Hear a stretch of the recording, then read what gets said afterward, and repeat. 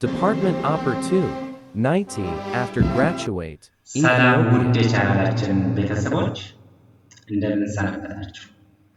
በዛሬው ቪዲዮ ይዤላችሁ የመጣሁት ምንድነው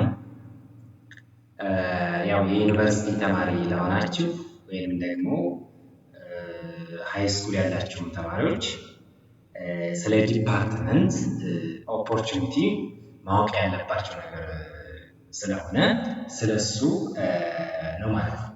ምን ይመስላል ዲፓርትመንት? የተለያዩ ዲፓርትመንቶች አሉ። የነሱ ኦፖርቹኒቲ ማወቅ አለባችሁ ተማሪ እስከሆናችሁ ድረስ። ያ ፊልድ ምን ውስጥ ያስገባኛል፣ ምን ያክል ጥሩ ነው የሚለውን ነገር መለየት ስላለባችሁ ማለት ነው። በሃይ ስኩል ያላችሁ ተማሪዎች ልትሆኑ ትችላላችሁ። በዩኒቨርሲቲ ያላችሁ ተማሪዎች ልትሆኑ ትችላላችሁ። ማወቅ አለባችሁ።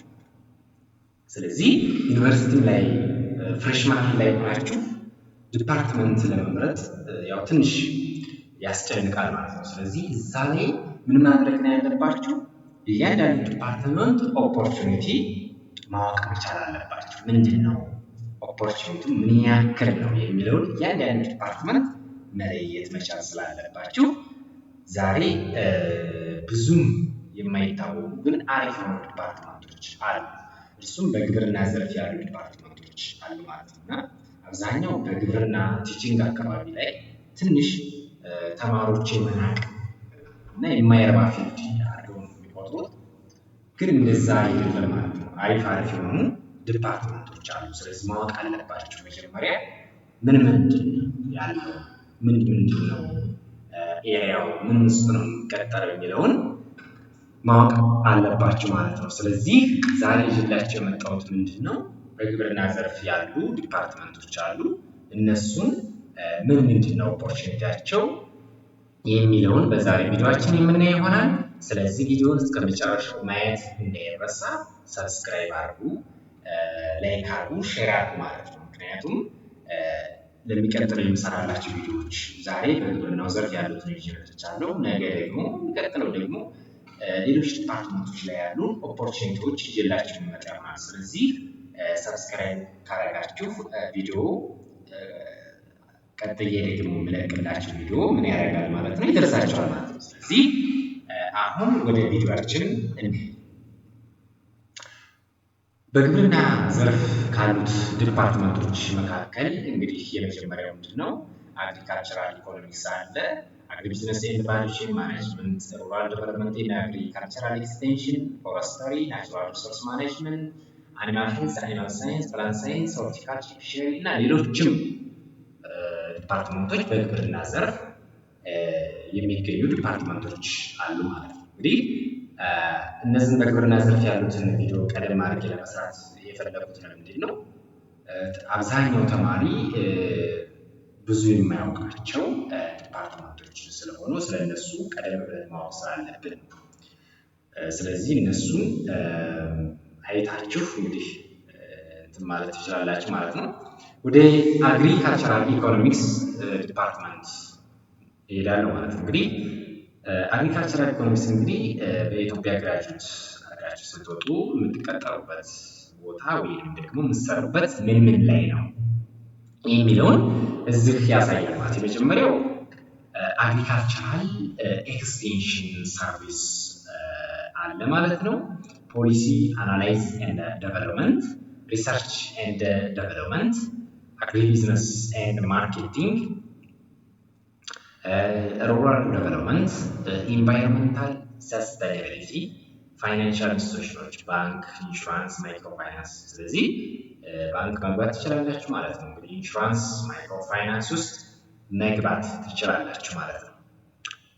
አግሪካልቸራል ኢኮኖሚክስ ተምራችሁ ብትመረቁ ኢንተርፕረነርሺፕ አለ። ኢንተርናሽናል ኦርጋናይዜሽን፣ ለምሳሌ ኢንተርናሽናል ኦርጋናይዜሽን ኤዱኬሽናል ኢንስቲትዩሽኖች ውስጥ ኤዱኬሽናል ኢንስቲትዩሽን ማንኛውም ኤዱኬሽናል ኢንስቲትዩሽን ገብታችሁ መቀጠር መስራት ትችላላችሁ ማለት ነው። ስለዚህ ወርኪንግ ኤሪያው እንግዲህ የግብርና ኢኮኖሚክስ ይሄን ይመስላል። ሌላው ደግሞ ከግብርና ዘርፍ ከሆኑት ዲፓርትመንቶች ውስጥ ኤፍዲኤም የሚባል ወይም ደግሞ አግሪቢዝነስ ኤንድ ቫልዩ ቼን ማኔጅመንት የሚባል በግብርና ውስጥ የሚገኝ ዲፓርትመንት አለ። ይህ ዲፓርትመንት እንግዲህ አብዛኛውን ወደ ሶሻል ዲፓርትመንት የሚያደላ አብዛኛውን የምትማሩት ኮርስ ሶሻል ነክ የሆነ ዲፓርትመንት ከአግሪካልቸራል ኢኮኖሚክስ ጋር ቅርርበት ያለው ዲፓርትመንት ነው። እንግዲህ እነዚህ ሁለቱ ዲፓርትመንቶች ማንኛው የተሻለ ነው፣ ማንኛው ጥሩ ነው ለሚለው እንግዲህ ያው ሁለቱም አግሪ ኢኮኖሚክስም አግሪ ቢዝነስም አሪፍ ዲፓርትመንቶች ናቸው። በግብርና ቢዝነስ ውስጥ ጥሩ የሚባሉ ዲፓርትመንቶች ናቸው ማለት ነው። እንግዲህ በግብርና ዘርፍ እና የሴንተርድ ማኔጅመንት ተመርቃችሁ ግራጁዌት ስታደርጉ ምን ውስጥ ትቀጠራላችሁ? ለምሳሌ በግብርና ቢዝነስ ማኔጅመንት፣ አግሮ ፕሮሰሲንግ ማኔጅመንት፣ ሰፕላይ ቼን ማኔጅመንት፣ ሎጂስቲክ ማኔጅመንት፣ ኳሊቲ አሹራንስ ኤንድ ስታንዳርድ ኳሊቲ ኮንትሮል፣ ፋይናንሻል ማኔጅመንት፣ ማርኬት ሪሰርች ኤንድ አናሊሲስ፣ ኢንተርፕረነርሺፕ፣ ገቨርንመንት ፖሊሲ እንደምትመለከቱት እነዚህ ዲፓርትመንቶች ኢንተርናሽናል ዴቨሎፕመንት ኦርጋናይዜሽን፣ ፕሮጀክት ማኔጅመንት፣ ኮንሰልቲንግ ሰርቪስ፣ ፖሊሲ አድቮኬሲ፣ ቴክኖሎጂ ፋይናንሻል ኢንስቲትዩሽን፣ ባንክ፣ ኢንሹራንስ፣ ማይክሮ ፋይናንስ፣ ኤንጂኦ እንደምትመለከቱት እነዚህ ኤሪያ ውስጥ ገብታችሁ መቀጠር ትችላላችሁ ማለት ነው። ስለዚህ እኒህ ሁለቱ ዲፓርትመንቶች በግብርና ዘርፍ ያሉ ዲፓርትመንቶች አሪፍ የሆኑ ዲፓርትመንቶች ናቸው ማለት ነው። እነዚህን ብትመርጧቸው ከግብርና ዘርፍ ውስጥ ካሉ ዲፓርትመንቶች እነዚህን ብትመርጡ አሪፍ ዲፓርትመንቶች ናቸው። እንደምትመለከቱት እንግዲህ እኒህን ኦፖርቹኒቲዎች ይዘዋል ማለት ነው። ወደሚቀጥለው በምንሄድበት ጊዜ ፉድ ሳይንስ ኤንድ ፖስት ሃርቨስት ቴክኖሎጂ የሚባል ዲፓርትመንት አለ።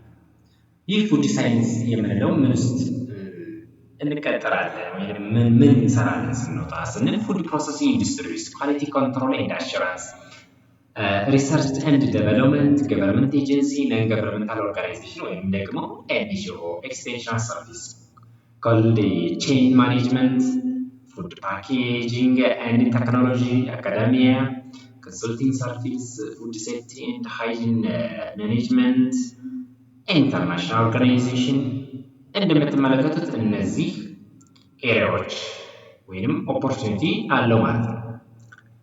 ሆርቲካልቸር የምንለው ዲፓርትመንት ደግሞ እንደምትመለከቱት ኮመርሻል ሆርቲካልቸር፣ ግሪን ሃውስ ማኔጅመንት፣ ነርሰሪ ማኔጅመንት፣ ላንድስኬፒንግ ኤንድ አርባን ግሪኒንግ፣ ሪሰርች ኤንድ ዴቨሎፕመንት፣ ኤክስቴንሽን ሰርቪስ፣ አግሪ ቢዝነስ ኤንድ ማርኬቲንግ፣ ፖስት ሃርቨስት ማኔጅመንት፣ ፉድ ፕሮሰሲንግ ኢንዱስትሪ፣ ገቨርንመንት ኤጀንሲ፣ ኢንተርናሽናል ኦርጋናይዜሽን፣ ኤንጂኦ፣ ኤዱኬሽናል ኢንስቲትዩሽን እነዚህ እንደምትመለከቱት እነዚህ ዲፓርትመንቶች ውስጥ መስራት ትችላላችሁ ማለት ነው።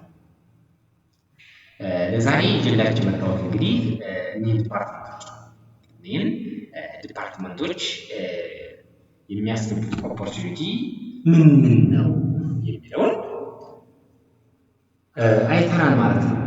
ስለዚህ እንግዲህ ተማሪ ሆናችሁ ዩኒቨርሲቲ ገብታችሁ ጥሩ ዲፓርትመንት ለመግባት ያሰባችሁ ተማሪዎች ልትኖሩ ትችላላችሁ፣ ወይም ደግሞ ዩኒቨርሲቲ ፍሬሽማን ላይ ሆናችሁ ዲፓርትመንት ለመምረጥ ተጨንቃችሁ ሊሆን ይችላል። ስለዚህ ምን ማድረግ ነው ያለባችሁ? እያንዳንዳቸውን ዲፓርትመንቶች ምንድን ናቸው ኦፖርቹኒቲያቸውን መለየት መቻል አለባችሁ።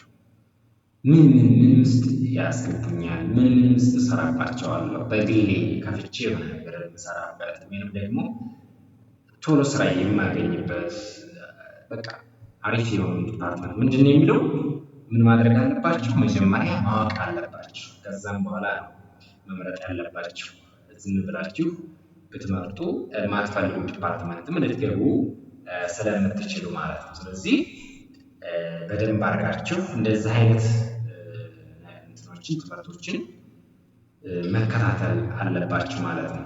ተማሪ ለሆናችሁ ማለት ነው። በተለይ ዲፓርትመንት ለመምረጥ ፍሬሽማን የሆናችሁ ተማሪዎች ሁሉንም ዲፓርትመንት ኦፖርቹኒቲያቸውን ማወቅ ግድ ይላቸዋል ማለት ነው። ስለዚህ ዛሬ ያስኩላችሁ ምንድን ነው ይሄንን ነው ማለት ነው። ዛሬ ቪዲዮ ይዤላችሁ የመጣሁት እንግዲህ ይሄ ነው። ለሚቀጥለው ሌሎች ዲፓርትመንቶችን ኦፖርቹኒቲያቸው ምን ይመስላል፣ የሚለውን የሚቀጥለው ምን ይሆናል? ምንስ ዲፓርትመንት አለ? አጠቃላይ ዲፓርትመንቶቹ ምን ናቸው? በዩኒቨርሲቲ የሚሰጡ ዲፓርትመንቶች ምን ናቸው የሚለውን በየዩኒቨርሲቲው ራሱ ምን ዲፓርትመንቶች ይሰጣሉ የሚለው እያንዳንዱ ነገር ለሚቀጥለው ቪዲዮ ይዤላችሁ መጣ ይሆናል። ስለዚህ ሰብስክራይብ ማድረግ እንዳይረሳ ማለት ነው። ሰላም ሁኑልኝ።